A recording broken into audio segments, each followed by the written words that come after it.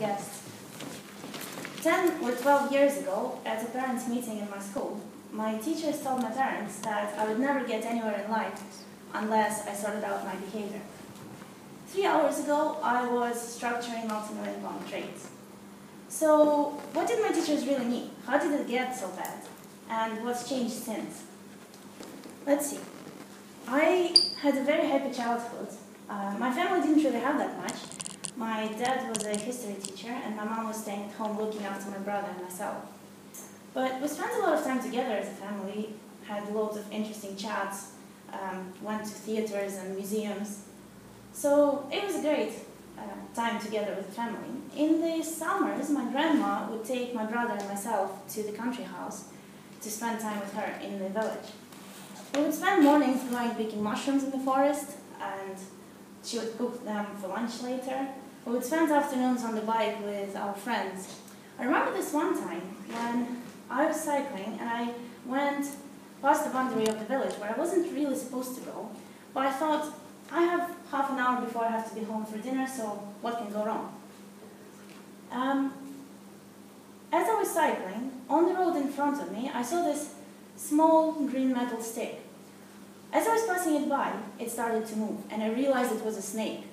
I started pedaling so fast, I'd never done this in my life. I was terrified of it, and I actually thought that the snake was coming after me at that speed. Later, I found out that it was just a harmless grass snake. But to be honest with you, if I saw it today, I would do the exact same thing.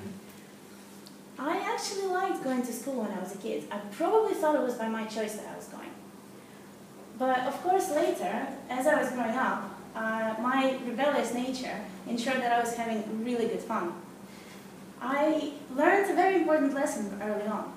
If you're a star student, you can get away with murder. And that's exactly what I did. I was murdering peace and quiet of every school I was sent to. I was skipping lessons, climbing down fire escapes, hiding from teachers.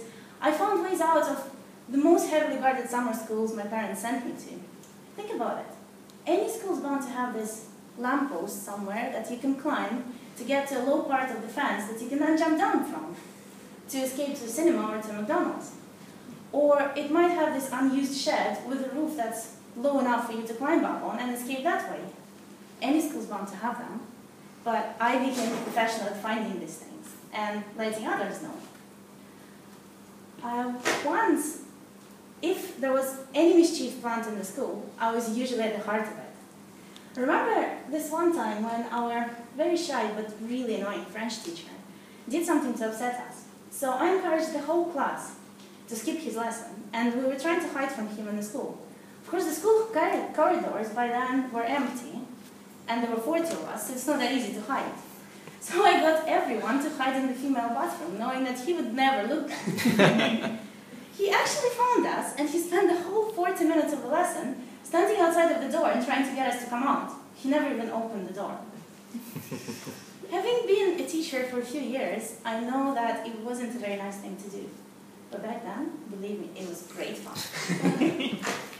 So that's pretty much what my teachers were talking about at that parent meeting. Now, 10 years on, I'm here in Scotland. Does it mean I've settled down? Does it mean I've become more mature, more responsible? Well, let's see. On the one hand, I've got a mortgage. I've got a really good job that I know I'm good at, that I love to bits. That means I am more responsible, right? On the other hand, though, remember that lesson I learned early on. If you're very good at something that you do, you can get away with anything. So right now, I am very busy entertaining myself by driving my boss absolutely crazy, by learning the limits of that anything. And if I find out what those limits are, I'll be sure to tell you. I think it will be a good topic for another speech. Thank you.